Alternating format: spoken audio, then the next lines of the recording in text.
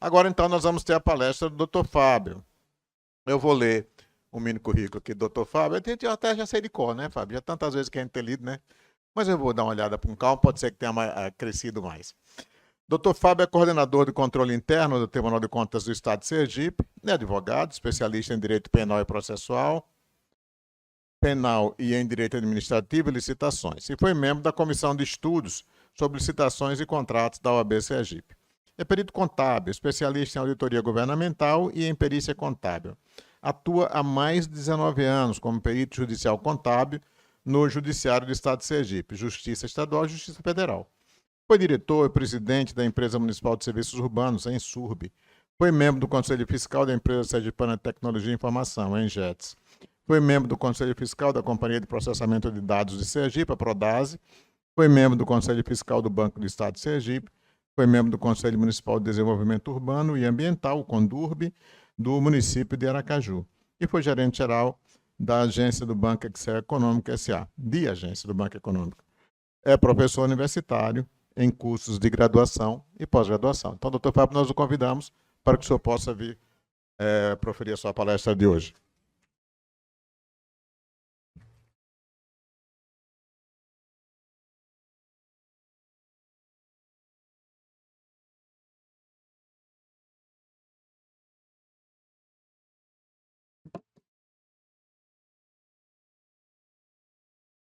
Bom dia, senhoras e senhores, colegas, agentes públicos,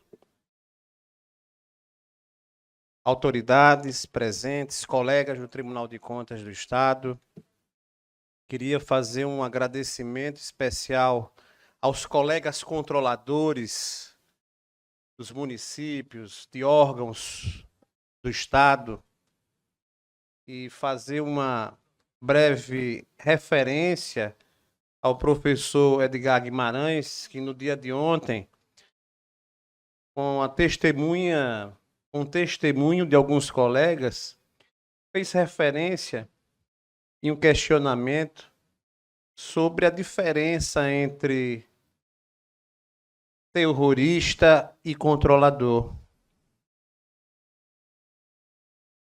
E ao me questionar, eu não soube responder. E ele me respondeu que terroristas têm simpatizantes.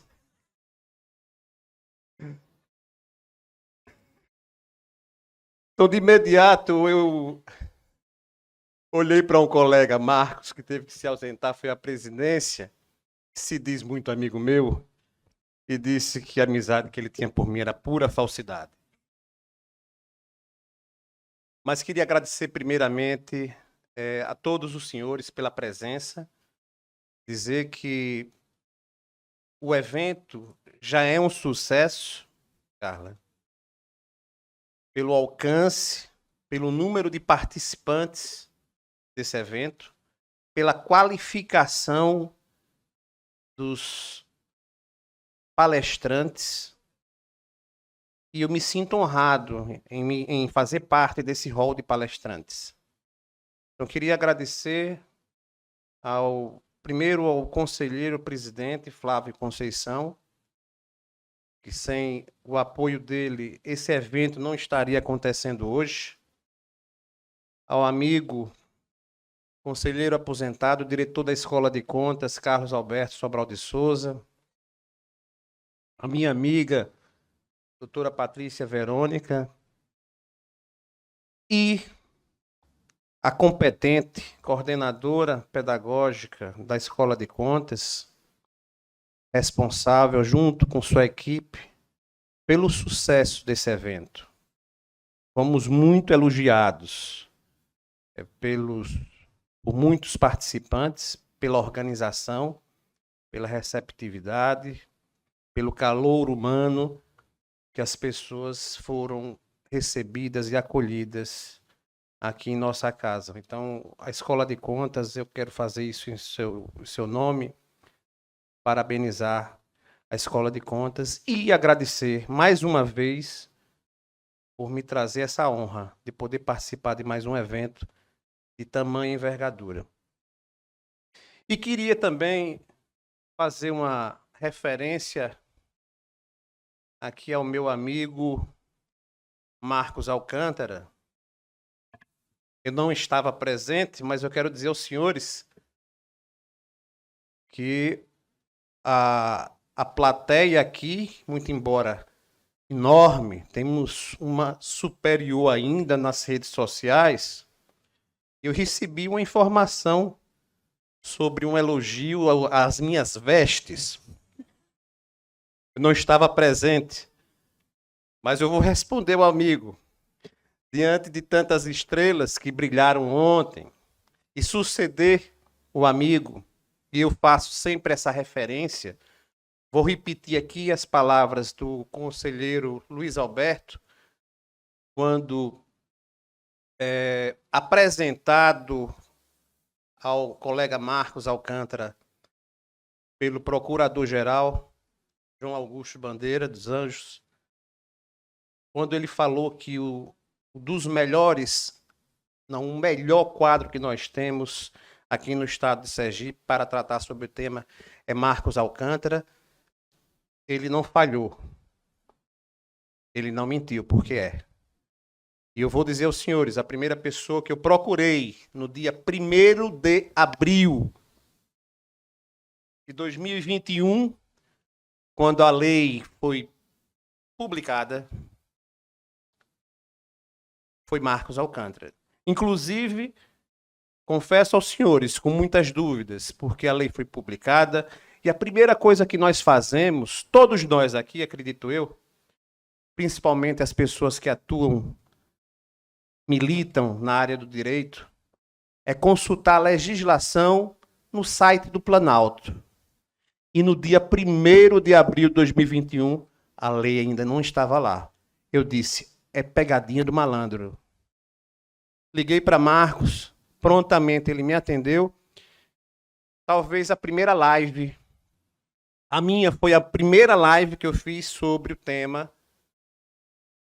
sobre a lei 14.133, foi com Marcos Alcântara, ele me deu essa honra, e nós começamos a debater, foram os primeiros embates que nós tivemos sobre a nova lei de licitações. Então, Marcos, eu quero lhe dizer que aqui é uma homenagem às estrelas que passaram, para que pelo menos, né, as minhas vestes possam brilhar tanto quanto brilharam as palavras, né, ditas, pronunciadas pelos colegas, e que também serão ditas aqui na tarde de hoje pelo amigo Rolim. Então foi uma homenagem a vocês, principalmente a você, Marcos Alcântara. Então, gente, feitos os agradecimentos, é importante dizer que esse enquadramento dos temas que foram propostos pela Ecojan não foram feitos à toa.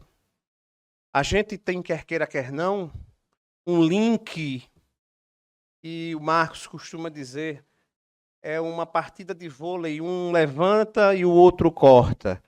Então aqui a gente vai ver muito daquilo que se falou no dia de ontem, é certo que com uma nova temática, e do que se falou no dia de hoje.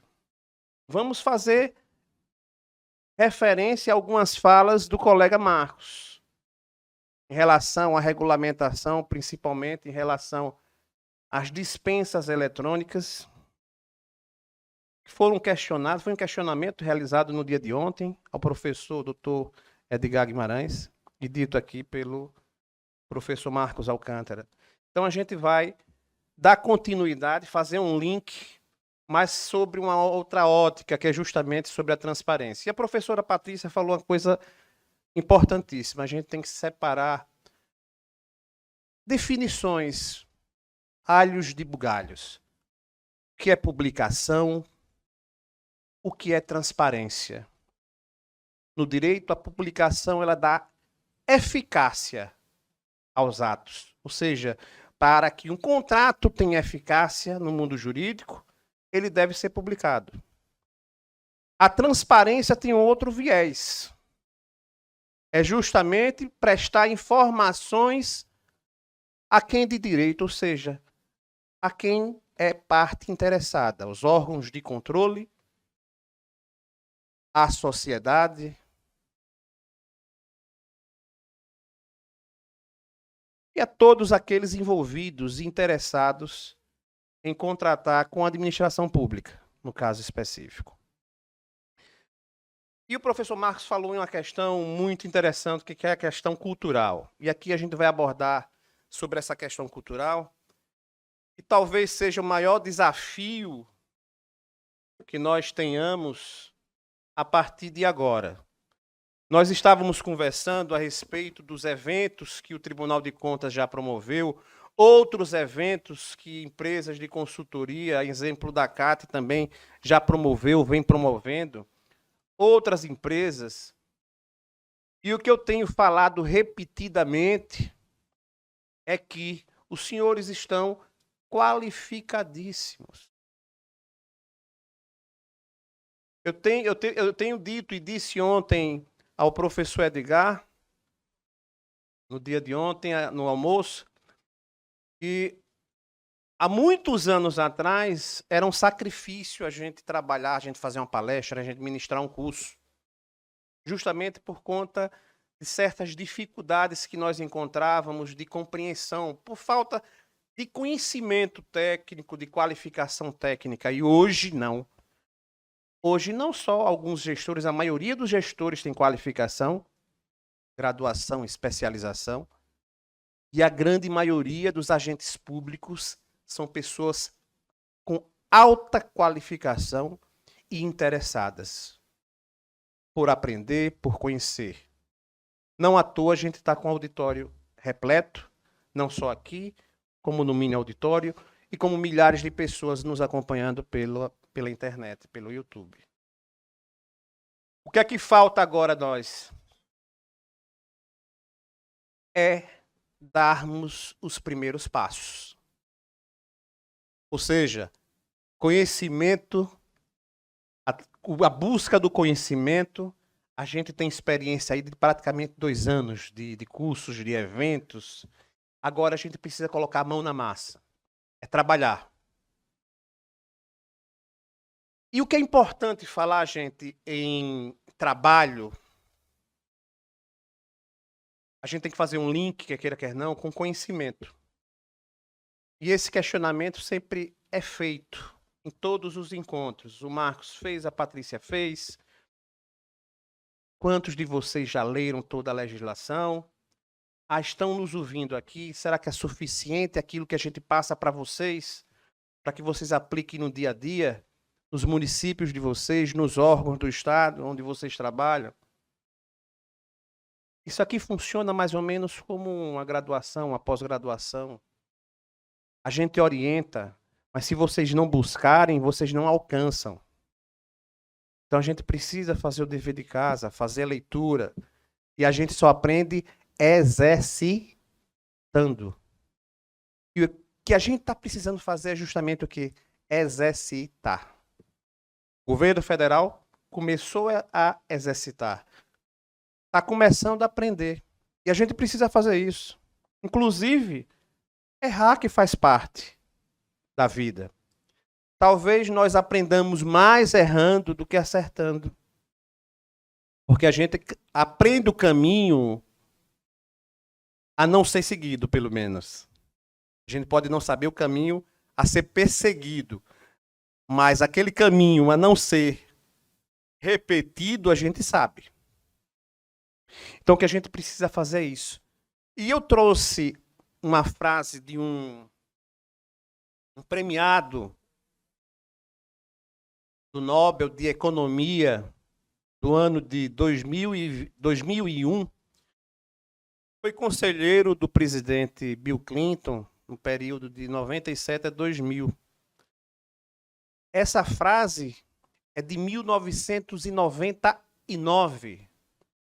Se nós lermos essa frase e formos analisar, fazer uma leitura da nova lei de licitações, a gente vai verificar que essa frase é atualíssima. Veja o que diz o Joseph Eugênio. Apenas por intermédio de uma participação social em um debate informado poderá vir a existir uma governança eficaz. A gente vai ouvir falar tanto, a gente ouve falar tanto em governança na nova lei, em controle, e quando a gente fala em transparência, a gente está remetendo aí, quer não, a usuários de informações que exercem um tipo de controle que, para mim, é um dos mais importantes para nós que exercemos o controle externo, que é o controle social. Os portais de transparência, nós vamos ver um pouquinho mais adiante, que nós trabalhamos em relação à avaliação dos portais, tem justamente esse viés. É fazer com que o cidadão, qualquer cidadão, tenha condições de fazer leitura daquilo que é obrigatório se divulgar. Ou seja, as despesas públicas, principalmente. Fazer esse acompanhamento, esse controle. Não só os órgãos de controle externo, como o Tribunal de Contas, mas a própria sociedade. Porque é quem está lá na ponta, é quem recebe os benefícios dos recursos que são utilizados. E aí eu faço menção a um outro ponto, um outro aspecto que foi levantado aqui, a questão do princípio da eficiência.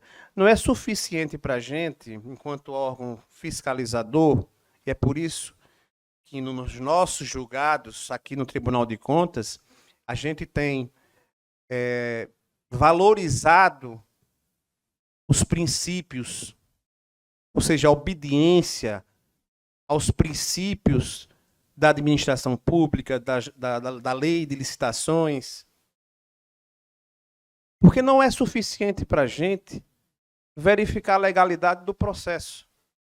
Se o processo de despesa, ele incorreu de acordo com a legislação, se ele não atingiu o seu objetivo. O Marcos falou aqui, em ações, projetos, a gente tem objetivos a alcançar. São gastos públicos com uma finalidade. Eu quero reduzir a evasão escolar. Eu tenho um projeto, tenho uma atividade, melhor dizendo. Essa atividade tem um custo. Não basta para nós, do órgão de fiscalização, verificar a legalidade desse processo em si.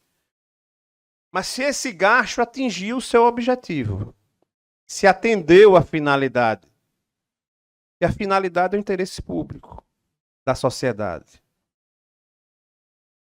Então, para nós, é importante que o processo ele caminhe de forma legal, mas que ele atinja o seu objetivo, que é o interesse público. Essa frase foi dita, quer não, em uma oportunidade. O prêmio que ele recebeu foi um prêmio Nobel de Economia. Ele fazia parte do Conselho de Assessores de Economia do presidente Bill Clinton. E ele tratava muito de economia, mas a frase foi dita justamente em um momento ele traçava um paralelo entre economia, gestão e política, voltada para a sociedade. E aqui a gente vai aplicar justamente essa expressão curta em toda a legislação, porque a gente está tratando aqui de transparência, que é informação, informação é poder. A gente está tratando aqui de controle, quer não, é um controle social, ou seja, é a sociedade que detém informações estratégicas. E quando a gente fala de informações e mudança de cultura, a gente vai ver mais à frente que a gente tem que quebrar um tabu, gente. E é um tabu. A gente tem receio de prestar informações. Quando chega um pedido de informações na ouvidoria, a gente tem um filtro do filtro do filtro para poder passar informação. Quando 99,9% das informações já deveriam estar divulgadas em portais, acessíveis à sociedade, à população. Então, essa frase dita em 99, ela é atual e ela se aplica justamente à nossa lei. E quando a gente fala justamente em informação, em transparência, a gente também não está tratando de um princípio novo, muito embora contemplado no artigo 5º da nova lei de licitações, que eu achei de suma importância se entrar como um princípio do planejamento, da segregação de função, da transparência, principalmente. Mas a gente já fala sobre transparência há muito tempo. Nós temos uma exigência constitucional. A lei de acesso à informação, ela é praticamente a regulamentação de dispositivos da Constituição, que garantem acesso à informação a todo cidadão sobre assuntos de seu interesse ou de interesse público. E aí nós temos adiante justamente o que? Uma alteração da lei de responsabilidade fiscal, que é a lei complementar 131, que traz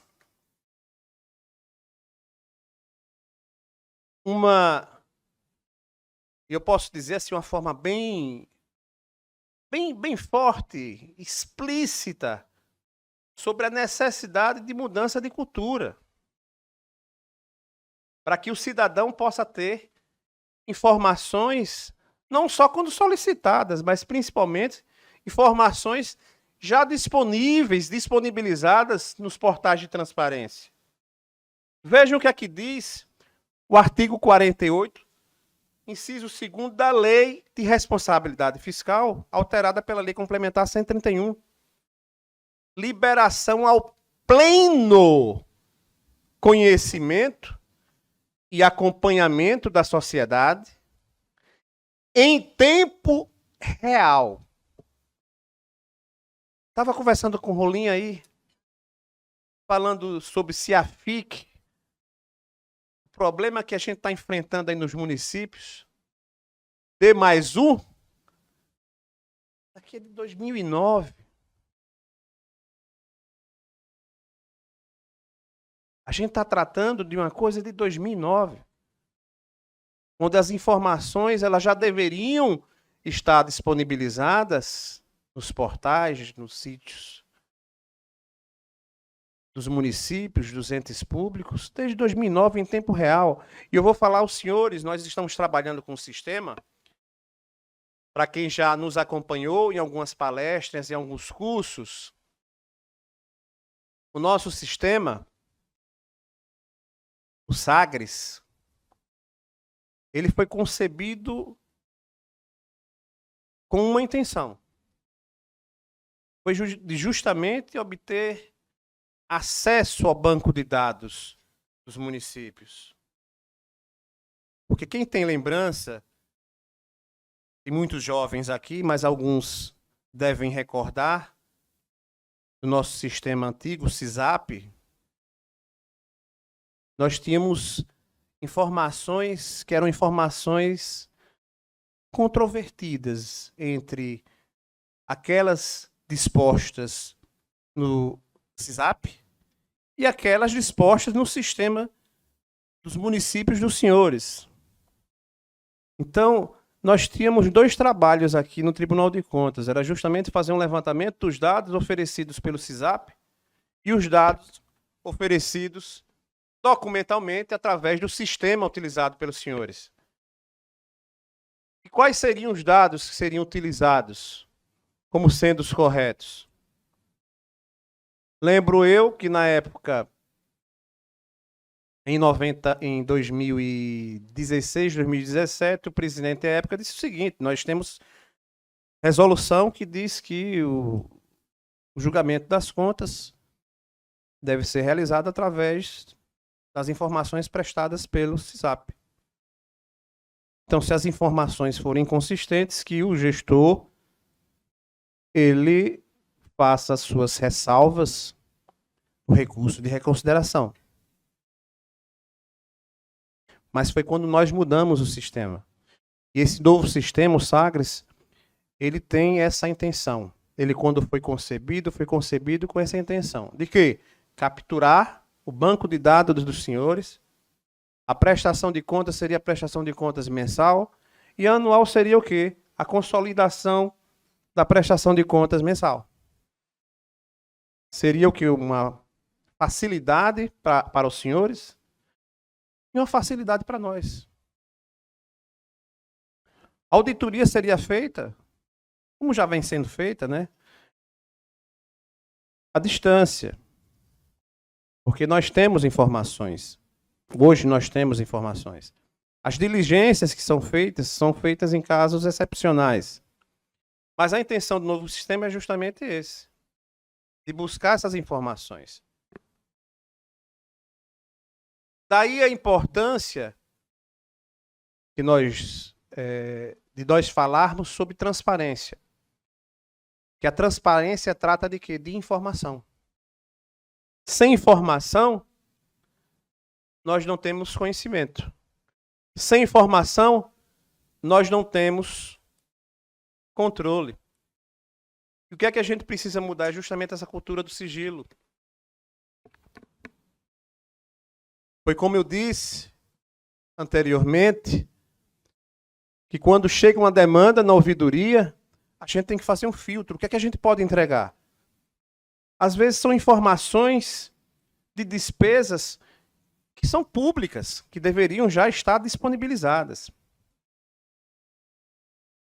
Inclusive os portais de transparência, sem querer fazer crítica, eles devem ser portais de transparências acessíveis a um leigo. Ou seja, nós temos portais, nós temos que fazer um caminho de labirinto para conseguir as informações.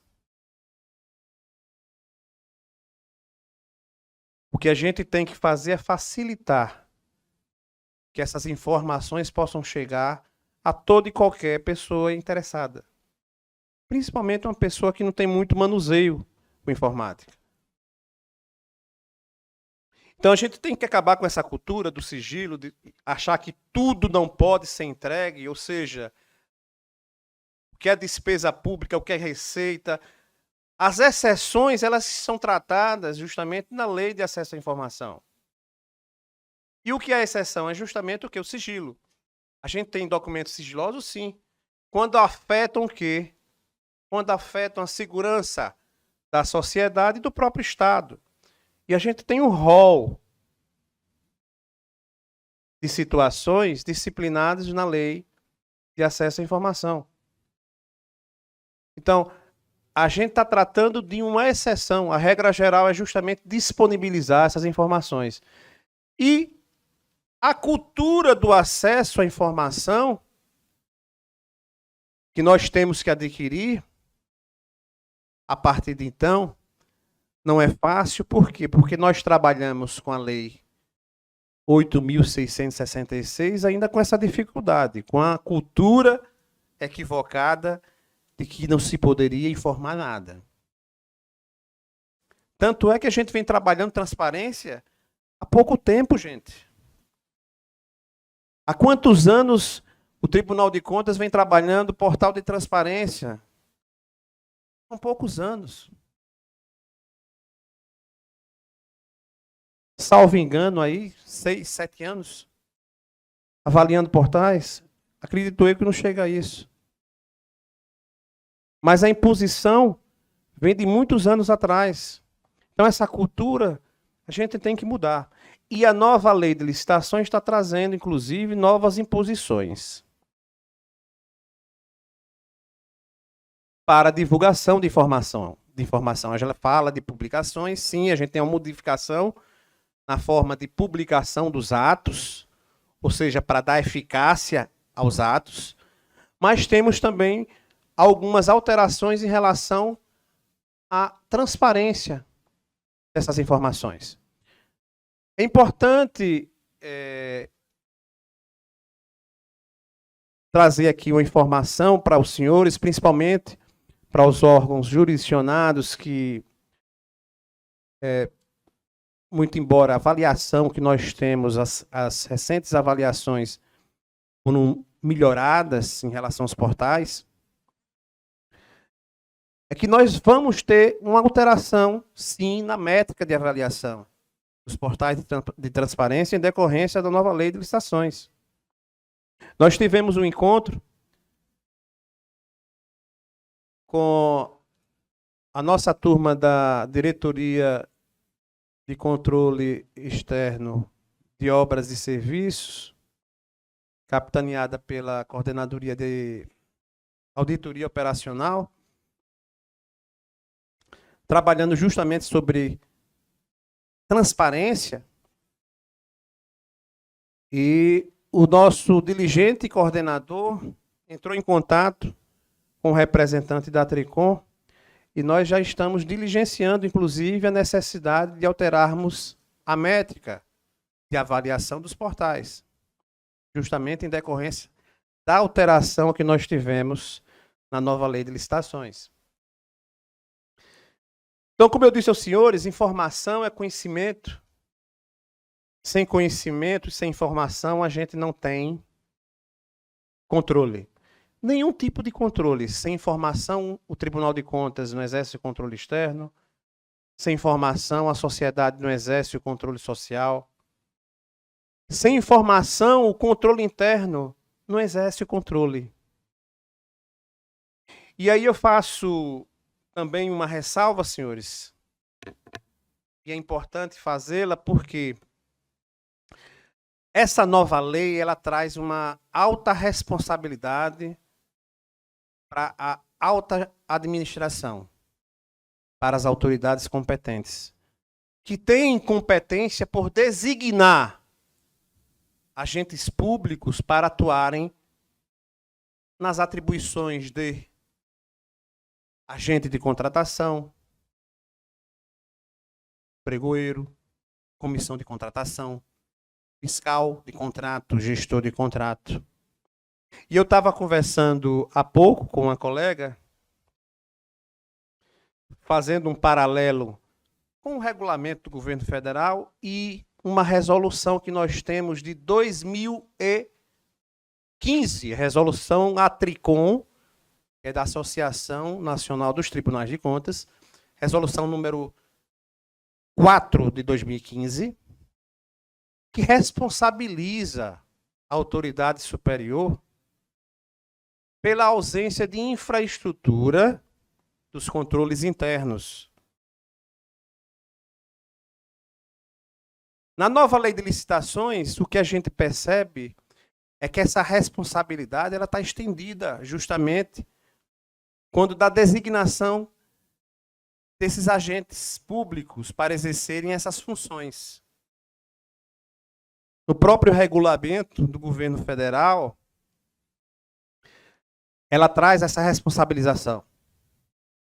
Primeiro, ela diz que quando a gente trabalha com gestão por competência, eu estava falando isso há pouco, quem tem agente de contratação para exercer esse ônus tem que ter conhecimento e tem que saber que está designando uma pessoa com competência para tal. Inclusive, no regulamento, no próprio regulamento, ele diz o seguinte, que na ausência da designação, a responsabilidade de quem é da autoridade.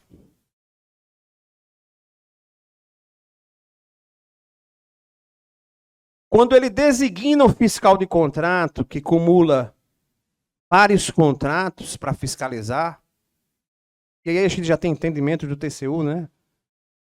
Isso não acontece aqui no Brasil, não acontece aqui em Sergipe. Uma pessoa responsável por vários contratos que são executados de forma concomitante, não é, gente? Já há o entendimento de que esse contrato não é fiscalizado, porque se os serviços são prestados de forma concomitante e você só tem uma pessoa executando essa tarefa de fiscalização, ela não é Deus. Não é onipresente. Só que também a regulamentação ela faz uma ressalva. Qual seria a ressalva? A ressalva é justamente: o cidadão pode se negar a ser fiscal? Não. Mas ele pode alegar o seguinte: incompetência, não tem qualificação, ou eu estou exacerbado de atribuições. E quem designa tem que ter esse conhecimento.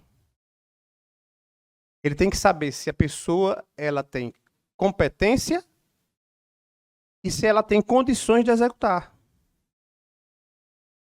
Porque a responsabilização vai ser de quem? De quem designou. Então a gente vê uma alteração interessante na legislação, gente, por quê? Como foi dito aqui por França, a gente atua muito no judiciário. O que a gente mais vê é justamente isso, é responsabilização do pequeno. Hoje não. A responsabilidade deve ser de quem designa. Ora, faço um questionamento aqui. Só fazendo um parêntese, viu, gente? Meu amigo Marcos, nós temos aqui, eu fiz um questionamento ao nosso pregoeiro Chiquinho, e vale para todos os senhores. Para que o agente público seja designado como agente de contratação, nós teríamos algumas alternativas. A lei, ela traz essas alternativas. Seria justamente o que? Experiência ou especialização ou capacitação em escola de governo. Não é isso que diz a lei? Aí eu fiz um questionamento a ele. São situações alternativas. Ele é uma pessoa que tem anos e anos aqui na casa. Eu não sei nem se ele está aqui presente, Chiquinho. Levanta o braço. Tá não. Deve estar fazendo licitação, está trabalhando, tá vendo aí? Ele tem anos e anos na casa. Mas eu questionei, você tem condições de fazer uma licitação com base na nova lei?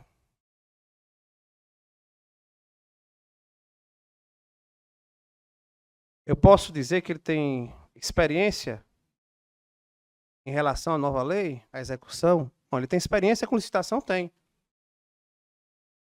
Aí ele fez uma especialização? Não. Ele fez um curso de formação? Mas para quê? Para pregoeiro. Ele fez um curso de aperfeiçoamento, um curso promovido por uma escola de governo? Não. Então são questionamentos que a gente faz e a gente põe em dúvida sobre a continuidade ou não, a possibilidade ou não desse agente poder atuar na nova legislação sem ter uma capacitação, sem ter essa expertise. E é certo que foi dito aqui que a expertise a gente pega com o tempo. E aí eu remeto à fala do colega Marcos, que é regulamentação, e também o próprio Benjamin Zimmer, ele falou isso, a regulamentação a gente tem que fazer com calma, com tempo, com experiência, com o dia a dia. Alguns regulamentos, eles devem ser realizados de forma imediata. E ele falou aqui a questão justamente dos bens de consumo. Você tem que separar os comuns do de luxo. Salvo engano, ninguém ainda elaborou. E a partir de 1º de abril, o que diz a lei é você não poder contratar nenhum bem de consumo se você não tiver essa distinção do que é bem de consumo comum e bem de luxo. Mas voltando aqui para a nossa apresentação, eu fiz alguns destaques da lei de acesso à informação, que tem um link com nossa lei. Lá no artigo 3º, ele fala sobre o que nós deveríamos observar. Publicidade como preceito geral e sigilo como exceção. Essa cultura que a gente tem que acabar. Esse paradigma que a gente precisa passar por 10 filtros antes de passar informação para quem tem interesse de se alimentar dessa informação. Por quê? Porque a exceção, gente, está disposta na própria lei de acesso à informação. Então, tudo aquilo que não for exceção deve estar à disposição da sociedade, à disposição dos órgãos de controle. Divulgação de informações de interesse público, independentemente de solicitações. E aí a gente faz um elo aí, conceitual, e os senhores devem conhecer mais do que ninguém, por conta justamente das avaliações dos portais de transparência, da transparência ativa e passiva. Aqui a gente está tratando justamente o quê? Da transparência ativa. É quando a gente trata das informações que já devem estar disponibilizadas à sociedade, para os órgãos de controle, ou seja, não precisam ser solicitadas. E quando solicitadas, a gente está tratando aí justamente o quê? Da transparência passiva, quando há necessidade de solicitação do interessado. Utilização de meios de comunicação viabilizados pela tecnologia de informação. Aí vem fomento ao desenvolvimento da cultura e transparência na administração pública. É justamente o que é uma mudança de cultura. Infelizmente, o problema da administração pública é um problema cultural. Nós não sabemos planejar e nós não sabemos ou não queremos fiscalizar. Os problemas estão nas duas pontas. É o planejamento, é não saber descrever aquilo que a gente quer contratar, ou pelo menos é não se acautelar, é não se debruçar sobre aquilo que a gente tem que fazer. Como foi dito aqui, a gente sabe muito bem o que é que a gente precisa contratar todos os anos. O resto é exceção. Marcos falou aqui, as festividades, nós temos as festividades religiosas, juninas, todos os anos, então não cabe planejamento. Então nós temos aí um paralelo de informações de anos para que nós possamos fazer um planejamento para um ano subsequente. E o plano de contratação anual não é nada mais, nada menos que uma planilha de informação daquilo que a gente contrata. Uma planilha simples para quem já teve o interesse de buscar no portal esse plano, vai verificar que é a coisa mais simples do mundo é descrever justamente o objeto que você quer contratar, o valor e quando se dará a contratação. Nada mais, nada menos do que isso. Desenvolvimento do controle social da administração pública. Ora, é a questão de, nos nossos órgãos, nós temos estrutura para dar suporte à sociedade, às ouvidorias.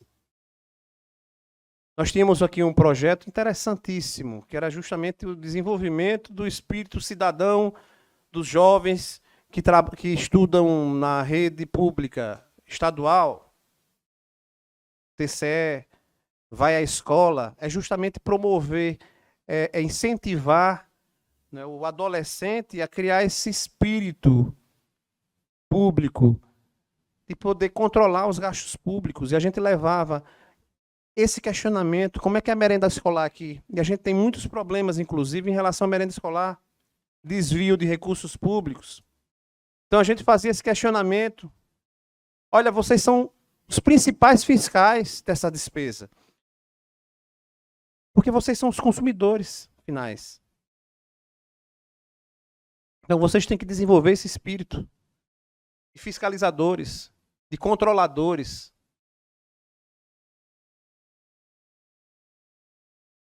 E aqui a gente traz justamente essa definição que todos os senhores conhecem, né? Nós temos a transparência ativa e a passiva. A ativa ela deve estar disposta, ressalvadas aí as exceções previstas na lei de transparência, garantindo que a segurança da sociedade, do próprio Estado, E a gente tem esse rol na legislação. A passiva, quando solicitado pelo cidadão. E a gente tem ferramentas, inclusive, que é o SIC, para prestar essas informações. Ou seja, nós recebemos as solicitações do cidadão através desse sistema e passamos a resposta para o cidadão. Quando são informações que não necessariamente deveriam estar publicadas no sítio eletrônico das unidades, como também seriam informações com características de sigilo impostas pela legislação. E aqui, gente, nós já vamos tratar sobre algumas inovações que trouxe a nova lei de licitações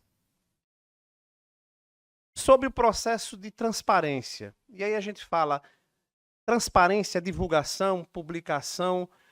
A gente vai fazer um link justamente com divulgação de informações. Que a publicação, como eu falei, a publicação ela traz eficácia a atos jurídicos. Ou seja, o contrato, para que ele tenha eficácia, você tem que publicar. Já quando a gente trata de transparência, a gente está divulgando informações para partes interessadas. Ou seja, as informações são prestadas através da transparência ativa e através da transparência passiva. Então, nós temos informações que devem constar no portal de transparências, ou seja, são informações de transparência ativa e impositiva, segundo a nova lei de licitações. Então, no artigo 12, parágrafo 1º, nós temos o plano de contratação anual, que deverá ser divulgado e mantido à disposição do público em sítio eletrônico oficial. Ou seja, quando feita o plano, nós temos a obrigação de publicar esse plano, não só no portal nacional, como também no sítio eletrônico da unidade. No inciso 7, nós temos, a partir de documentos de formalização de demandas, os órgãos responsáveis pelo planejamento, e aí a outra parte interessante, que o Marcos estava falando aqui sobre de que forma a gente vai fazer a regulamentação de alguns aspectos da nova lei. Nós temos uma situação interessante, que é justamente a criação do setor de planejamento. No nosso caso aqui, nós temos um setor de planejamento estratégico, mas não temos o quê? Um setor de planejamento de contratação, e a gente vai precisar o quê? De uma estrutura. E aí, Marcos, vai demandar justamente o quê? Uma lei complementar ser encaminhada para a Assembleia para modificar justamente a nossa estrutura. Então, a depender do caso, a gente tem aí uma regulamentação com a criação justamente de uma unidade ou transformação de unidade. E aí precisa justamente, no caso específico, de uma lei complementar que a gente já vem trabalhando para poder criar esse setor, essa assessoria de planejamento de contratação, de licitações e de contratações. Os editais e anexos deverão ser divulgados em sítio eletrônico oficial, na mesma data de divulgação do edital, sem necessidade. Eu fiz esse destaque, gente, porque há alguns anos atrás eu estava pesquisando em alguns sites, tentando acessar alguns editais de algumas prefeituras. E encontrei a maior dificuldade do mundo. Por quê? Porque eu tinha que fazer um cadastro. Ou seja, para ter acesso ao edital, eu tenho que fazer um cadastro. E a nova lei traz essa inovação. Olha, não existe essa necessidade de registro ou identificação para acesso dessas informações, de editais e anexos. Não são informações sigilosas. Muito pelo contrário, para nós que fazemos o controle, e principalmente o controle prévio, que é importante, assim que elaborado, assim que publicado o edital, a gente tem que ter informação, o Tribunal de Contas vai...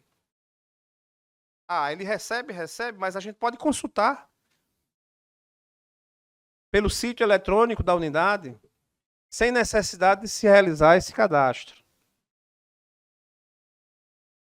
A publicidade do edital de licitação será realizada mediante divulgação e manutenção do inteiro teor do ato convocatório e seus anexos no Portal Nacional de Contratações Públicas. A gente fez aqui no parágrafo 1º, veja lá.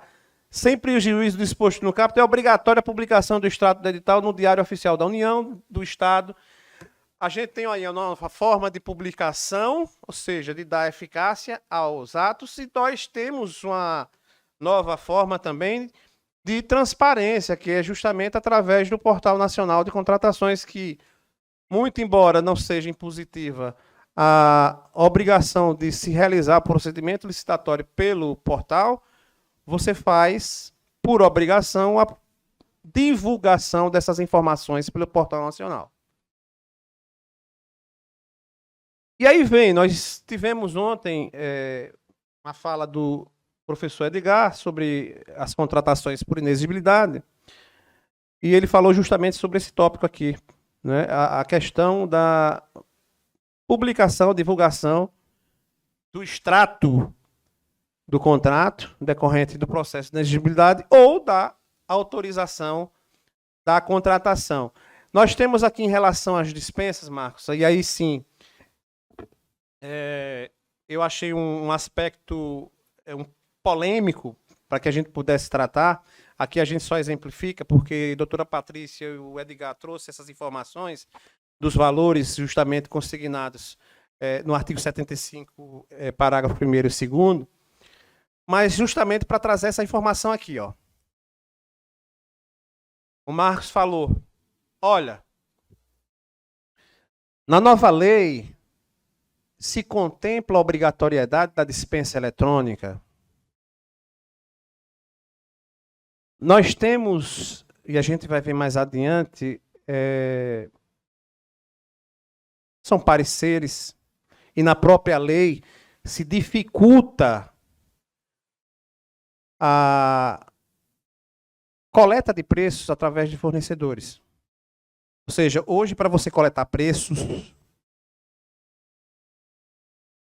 através de fornecedores, você tem que justificar o porquê desses fornecedores. O que é que se quer com isso?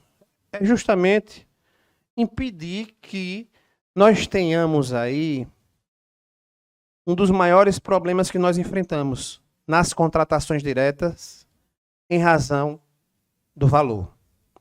Nós sabemos que é uma prática, volto a dizer, não daqui do estado do Sergipe, não dos municípios do estado, onde nós temos uma empresa que vem com 3 propostas.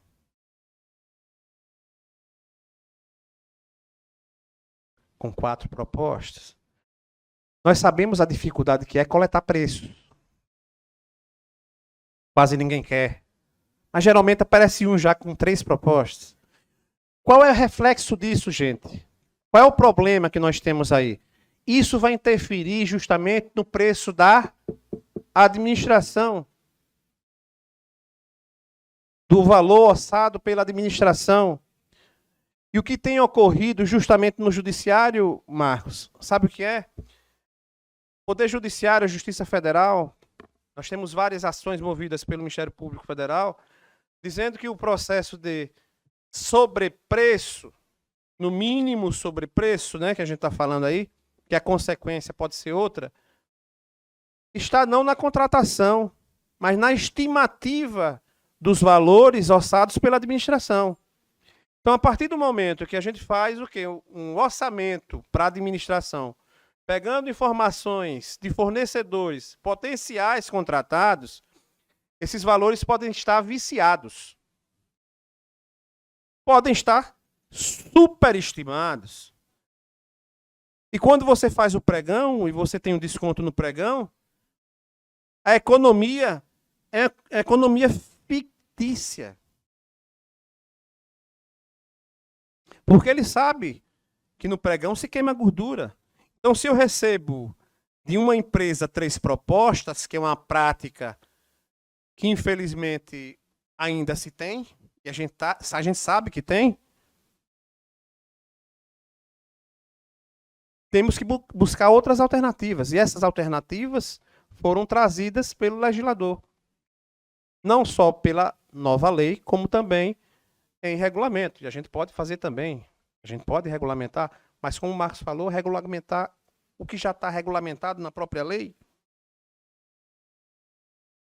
Outra questão que merece ressalva justamente é isso aqui, ó.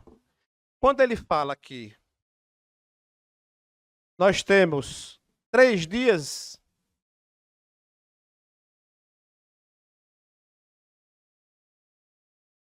pesquisa direta com no mínimo 3 fornecedores, mediante solicitação formal de cotação, desde que seja apresentada a justificativa de escolha desses fornecedores.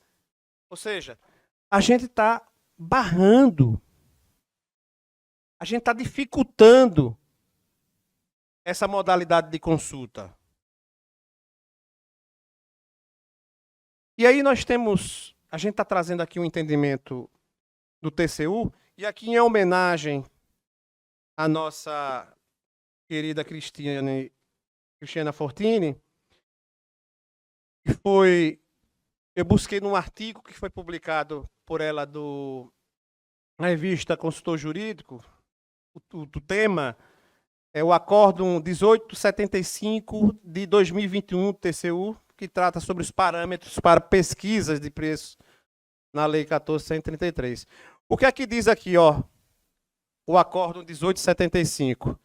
Entendimento de que as pesquisas de preços para aquisição de bens de contratação de serviços em geral devem ser baseadas em uma cesta de preços, tendo preferências os preços públicos oriundos de outros certames, e que a pesquisa de preços feita exclusivamente junto a fornecedores deve ser utilizada em último caso, na extrema ausência de preços públicos ou cestas de preços referenciais. Ou seja, está dando-se uma exceção.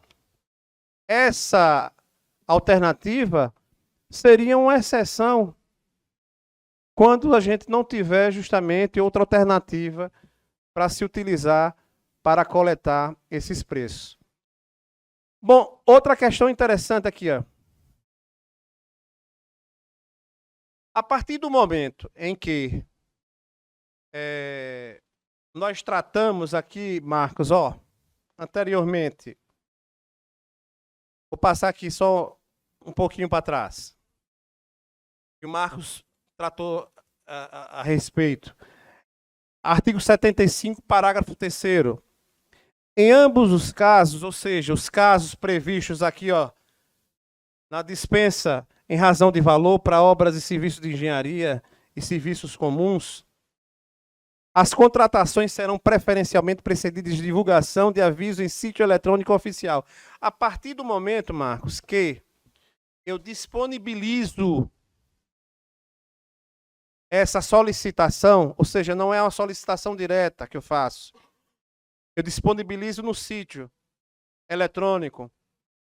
Isso aí me recomenda trabalhar, quer queira, quer não, com a dispensa eletrônica. Por quê? Porque eu não estou fazendo diretamente. Eu não estou encaminhando uma solicitação diretamente para potenciais contratados, fornecedores. Eu estou disponibilizando por 3 dias no sítio eletrônico. Então, qualquer interessado pode se manifestar. Quer queira, quer não, é a indução para que a gente venha trabalhar com a dispensa eletrônica. E aí a gente tem, mais adiante, justamente, mais uma importante inovação da lei, que trata justamente do cartão corporativo, como disse ontem o professor Edgar Guimarães. Ou seja, se nós estamos trabalhando com uma preferência disposta da lei, toda vez que a gente verifica na legislação que é preferencialmente se tratar de determinada forma, quando não se faz dessa forma, nós estamos tratando de uma exceção, de uma excepcionalidade. Ou seja, a regra geral, quem tem lembrança do pregão eletrônico para contratações com recursos públicos federais, através de transferências voluntárias. Você tinha, de início, preferencialmente, a utilização através de pregão eletrônico. E quando você não fazia o pregão eletrônico, você tinha que justificar para fazer o quê? O pregão presencial. Ou seja, a preferência é justamente se trabalhar dessa forma, com cartão de pagamento. Então, se eu não faço a aquisição, a contratação de bens e serviços que estejam contemplados nesse artigo 75, inciso 1º e 2, ou seja, dispensa em razão de valor, se eu não contrato através de cartão corporativo, eu tenho que justificar. Porque, preferencialmente, eu tenho que fazê-lo. E fazendo de forma preferencial, o que é que eu tenho que dispor no portal? O extrato desse cartão. Ou seja, a gente não terá mais sigilo de 100 anos de cartão corporativo. Não é? Pelo menos nesse caso. E aí, Marcos, a gente trouxe também, é por isso que a gente falou aqui do link que é importante a gente fazer, do que se traz através dos nossos colegas, dos nossos palestrantes, dos nossos brilhantes palestrantes, e algumas anotações, entendimentos que nós temos em relação ao que foi dito. Nós temos aqui a instrução normativa, a 67, que foi citada pelo professor Marcos Alcântara, e no artigo 2º, ele dispõe sobre essa obrigatoriedade de se utilizar a dispensa eletrônica quando se utiliza recursos públicos federais, quando da transferência de recursos voluntários, as transferências voluntárias. E aí a gente se questiona, a gente tem que se utilizar, como falou o professor Marcos, desse decreto. Olha, a gente pode fazer o quê? A gente pode regulamentar, a gente fazer um regulamento misto. Ou seja, para atender parte que nos interessa com recursos públicos e a parte que interessa ao governo federal, porque eu costumo dizer o seguinte: quando se trabalha com o governo federal, com recursos do governo federal, que se trabalha com CGU, com TCU, gente, o tratamento é diferenciado. A gente sabe o tratamento que se dá de forma administrativa e principalmente judicialmente. E a gente tem lá um caminhão de processo do judiciário. Se utiliza recursos do governo federal e não se utiliza o quê? As normas aplicadas pelo ente federativo da União. A gente tem implicações, a gente tem sanções. É a primeira coisa que o MPF faz. Então a gente tem que ter essa cautela quando se diz o seguinte: a gente não deve recepcionar tudo. É verdade, gente. A gente tem que fazer regulamentação aos poucos, com a experiência do dia a dia, mas adequando a nossa realidade. Agora, respeitando também o seguinte, o que disse o professor Marcos. A gente é contrário, mas vale a pena a gente comprar essa briga? E a briga é uma briga grande, né? A briga cai no judiciário. A briga está no judiciário. Aqui é fácil a gente despachar com o conselheiro. Se justificar, a gente tem acesso. TCU é complicado. E você tem normativos que são aplicadas à regra. Aqui a gente já está se encaminhando ao fim, gente. Em relação aos contratos e aditivos, divulgados e mantidos à disposição do público em sítio eletrônico, não é novidade, divulgado no Portal Nacional de Contratações em condição indispensável. Vejam aí que essa divulgação, a gente falou aqui em publicação para se dar eficácia aos atos administrativos, no caso, os contratos administrativos. Ou seja, para que você tenha eficácia desses contratos, você precisa publicar. Aqui a gente tem o quê? Posso dizer assim, uma divulgação, um portal que pode, quer queira, quer não, tirar a eficácia do ato se você não divulgar. É justamente no Portal Nacional. É uma obrigatoriedade. Ela funciona como uma publicação em um meio oficial, que é um meio oficial. Artigo 94, veja lá, ó. Para a eficácia do contrato e de seus aditamentos, a sua divulgação no Portal Nacional de Contratações Públicas deverá ocorrer nos seguintes prazos contados da data de sua assinatura sob pena de nulidade. Quem é que lembra da regra anterior da Lei 8.666? A gente publicava o contrato até o 5º dia do mês subsequente. Aqui agora a gente tem novos prazos. 20 dias úteis no caso de licitação e 10 dias úteis no caso de contratação direta. 94, parágrafo 2º. Vejam lá. Contratação por inexigibilidade. Veja que coisa interessante. Nós tivemos vários problemas aqui, gente, com alguns interiores. Que é justamente a separação dos custos com a contratação de profissionais do meio artístico. Então, aqui deve ser publicado, justamente, a separação desses custos. Ou seja, quanto é que custa o músico? Cachê do artista, dos músicos, da banda, transporte, hospedagem, infraestrutura, logística de evento e demais despesas. Ou seja, essas despesas devem estar publicadas no Portal Nacional de Contratações Públicas. Não é ato discricionário. Volto a dizer, vamos ler a legislação com outro olhar, né? Deverá, poderá. Então, deverá uma imposição.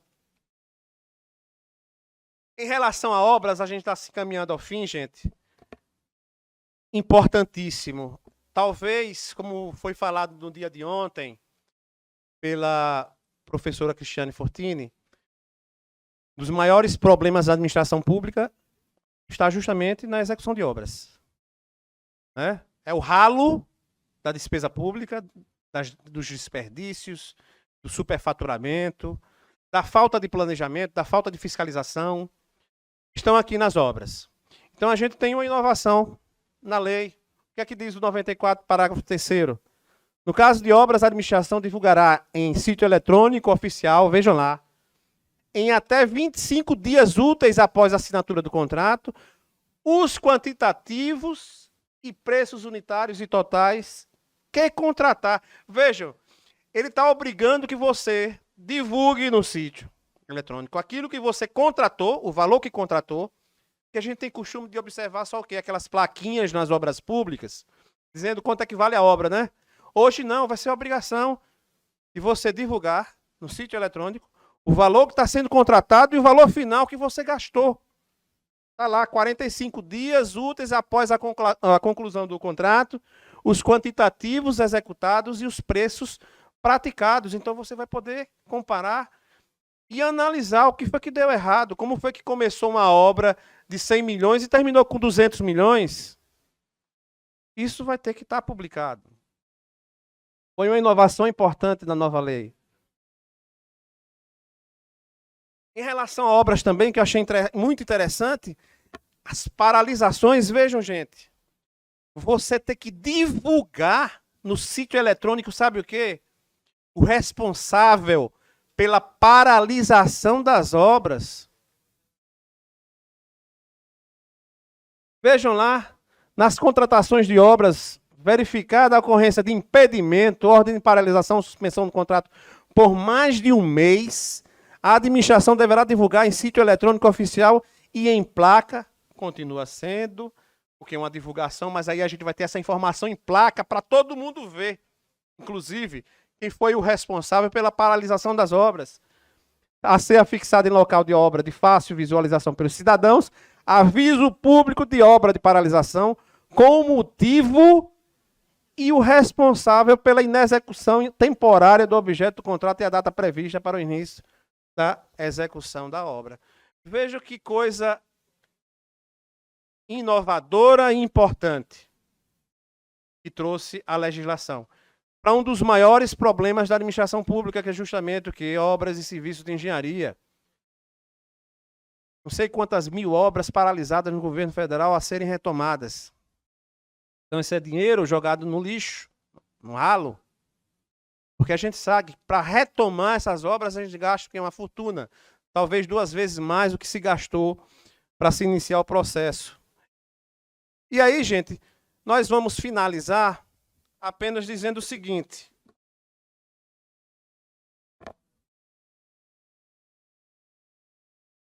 percorremos praticamente 2 anos, Marcos, estudando a lei, tentando conscientizar os colegas, a administração, capacitar, fazer com que nossos colegas viessem a ler a legislação.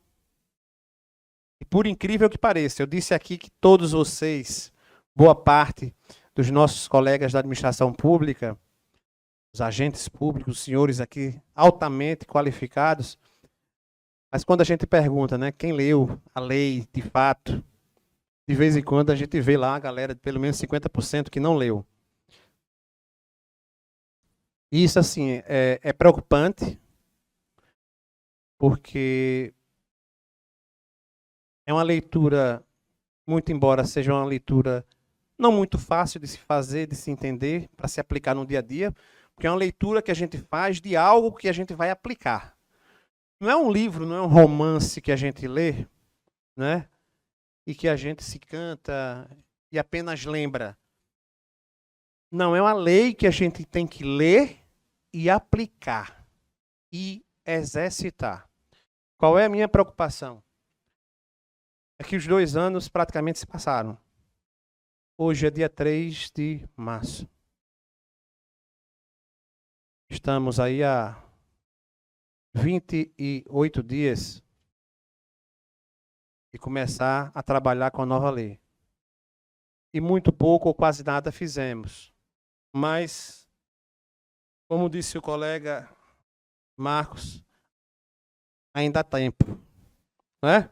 Vamos trabalhar, arregaçar as mangas, começar a tentar entender os processos, porque é isso que a gente vai ter que fazer. Como iniciar o processo a partir de 1º de abril. Cada um dos processos de contratação, seja por dispensa, inexigibilidade. Fazer esse exercício. Porque é chegada a hora de separar os homens dos meninos. Então, gente, o conselho que eu dou a todos os senhores é que estudem, voltem para suas unidades, conversem com os gestores, e estudem justamente para saber o que é responsabilidade de cada um dos senhores. Busquem da autoridade competente justamente o que é essa atribuição, ou seja, é designação de quem tem condições de executar determinada atribuição. Não assumam aquilo que os senhores não têm condições de assumir. Não queiram apenas executar uma função apenas porque existe uma retribuição financeira, porque você tem consequências, são responsabilidades que vocês assumem.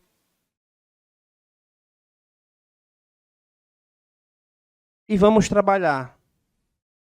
A partir de 1º de abril, estamos começando uma nova vida.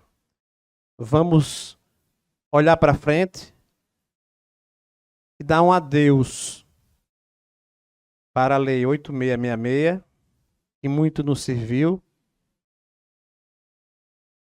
mas espero que não deixe saudade. Quero agradecer a todos os senhores pela presença, pela paciência, agradecer aos colegas da Ecojan, novamente pelo convite, agradecer aos palestrantes que abrilhantaram esse evento aqui na Corte de Contas, na nossa casa. e desejar a todos os senhores uma ótima palestra com o professor Euler e com o professor Lin à tarde. Aproveitem muito, explorem muito, porque são temas importantíssimos, principalmente planejamento. E quero deixar com os senhores também o meu Instagram.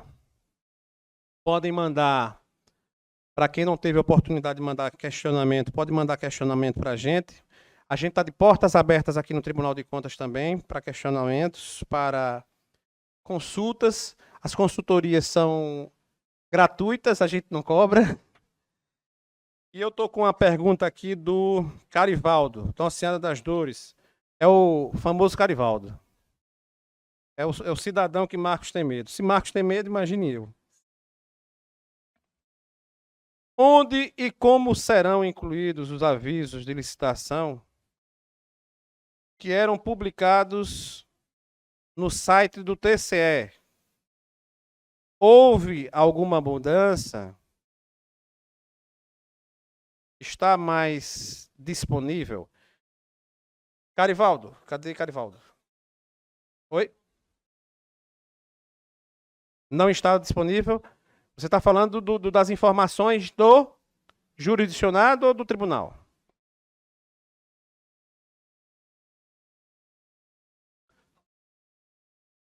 Sim.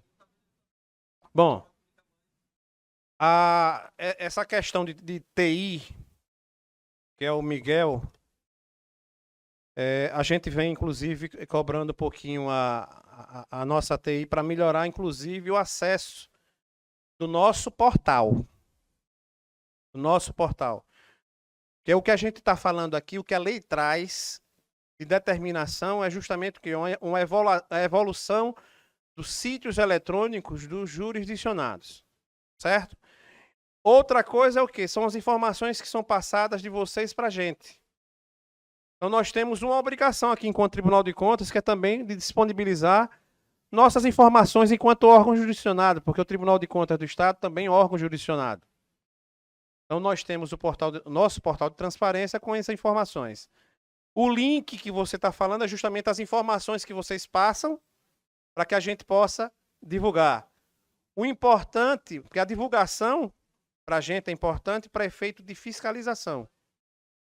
Para efeito de divulgação para a sociedade, o sítio eletrônico, que inclusive é avaliado pelo Tribunal de Contas, pelo processo de transparência, deve constar nos respectivos órgãos.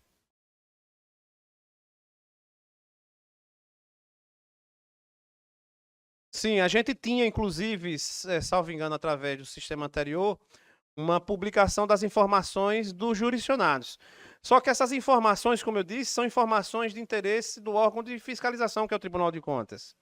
A exigência, inclusive, da Lei de Acesso de Informações e da própria Lei de Licitações é que vocês mantenham no sítio eletrônico de vocês essas informações.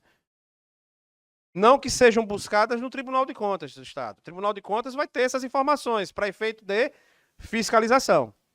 Agora, vocês devem aperfeiçoar, e aí, volto a dizer, a gente deve modificar a métrica de avaliação dos portais por conta da nova lei de licitações, e vocês devem aperfeiçoar o portal de vocês, incrementando essas informações, essas novas informações que a lei trouxe, justamente para a consulta da população, né? Ou seja, para o controle social, para que seja feito o controle social, e de qualquer interessado. Então, as informações que são passadas para a gente até conversando, para a gente não é interessante que a gente mantenha essas informações do jurisdicionado no nosso portal, porque a função dessas informações é de serem analisadas para efeito de controle. Mesmo porque o nosso portal não é um portal que deve servir de portal de divulgação dos jurisdicionados.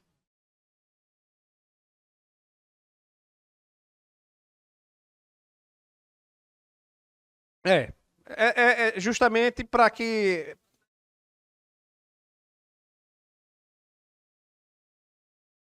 Sim, Sim. Não. O que é obrigatório é justamente o repasse dessas informações. Agora, em relação à divulgação, enquanto transparência, não. França, mais alguma pergunta? Nenhuma pergunta? Bom, pessoal, sem perguntas, eu quero agradecer a todos vocês. Tenham um bom almoço e um bom curso na tarde de hoje. Muito obrigado.